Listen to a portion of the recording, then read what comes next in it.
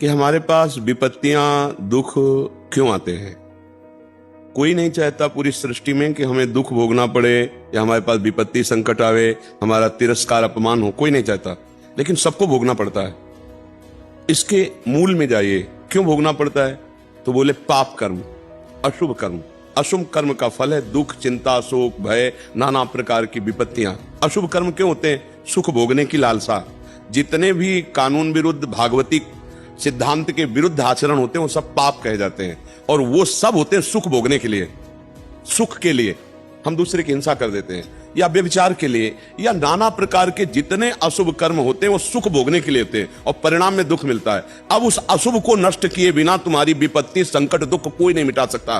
तो हम ये नहीं कहते कि ज्योतिष शास्त्र नहीं है, ज्योतिष शास्त्र है, लेकिन ज्योतिष शास्त्र क्या बताता है?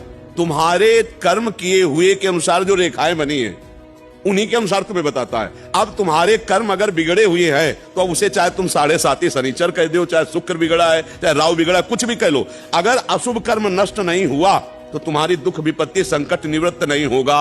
अब अशुभ कर्म को कोई मिटा सके ये केवल श्री भगवान में है। तो सबसे बड़ी आराधना है भगवान का नाम जप करना, और किसी दूसरे को हमारे द्वारा मन, वचन, कर्म से दुख ना पहुंचे ऐसी भावना करना। अपने आप सब ठीक हो जाएगा।